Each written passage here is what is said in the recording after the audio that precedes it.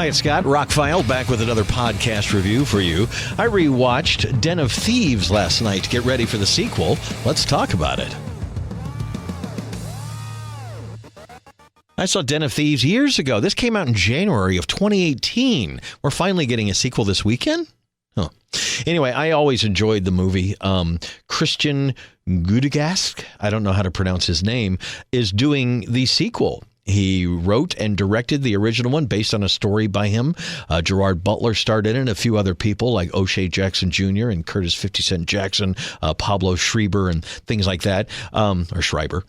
Anyway, the movie had a $30 million budget, went on to gross $80 million, so eventually we're getting a sequel. And it has a $40 million budget and opens this weekend. I don't want to give any spoilers away, even though I think I have reviewed this movie before. It's kind of a modern version of Heat. You've got cops who are kind of not really great guys. You've got bad guys who are not really bad guys, but they are. Anyway, it's kind of shades of gray, kind of cop thriller. It starts with them investigating bank robberies that are going on in L.A. in 2018, but it morphs into more than that, and it eventually becomes basically a big procedural, hostage situation, bank robbery, 20-minute shootout in the streets kind of movie. It's 2 hours and 20 minutes. For the first time, I watched the unrated extended director's cut, whatever. It's 8 minutes longer. I honestly didn't notice much difference in it, but it's been years since I watched the original. Gerard Butler plays a cop, and he's really good in the role, but he's really not the best guy. He does embarrassing things. He's getting a divorce. He does things that you really wouldn't want him to do, but ultimately he's a good guy. He's really trying to stop the bad guys to a certain extent. He works with some other guys. They sometimes circumvent the law to get things done. As they say at one point when they're interrogating somebody, it'd be easier for us to shoot you, less paperwork. And they're those kind of cops. But you kind of need that because you're going up against these bank robbers that are using automatic weapons and armor-piercing bullets and things like that.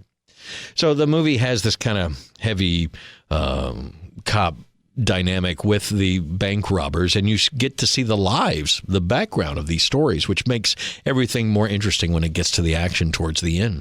There's action spaced throughout, there's plot twists, there's crosses and double crosses, until by the end of it, you really don't know whose side is on who and how this is going to end, which not only makes for a great ending, but the way it ends makes for a great sequel. And I remember the time I watched this before, again this week, same thing happened. I can't wait to see a sequel to this movie, because by the time you get used to these characters and figure out who's who and what's what, strengths, weaknesses, maybe there really are good guys, maybe they're not, that kind of thing, you really want to see more of the story.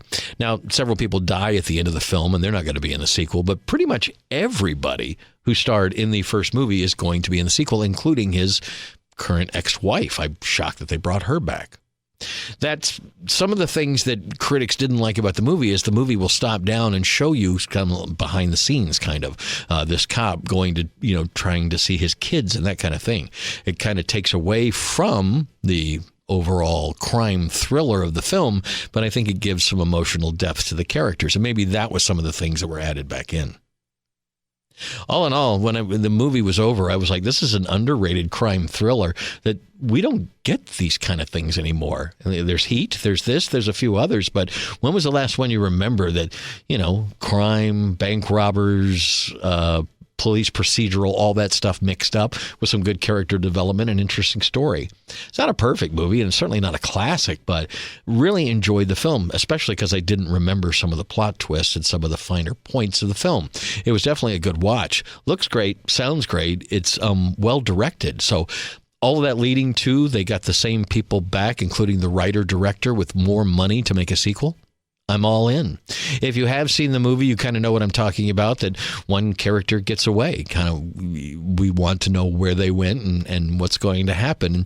I assume in the sequel, several characters are going to go after that one.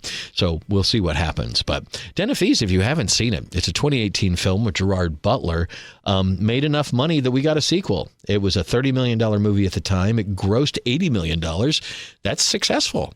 but it got a middling home video release. They re-released it a year ago on Blu-ray, DVD, and digital copy, and it's available on most streaming services now in anticipation of the sequel, I guess. So almost 7 years to the day, actually a week earlier, it would be 7 years. We're getting the sequel, and I'm kind of looking forward to it.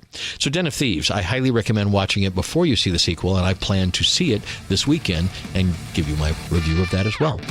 Scott, I'm ROCKFILE. Thanks for listening to a podcast today. Got a lot of reviews coming, so stay tuned, and thank you for listening.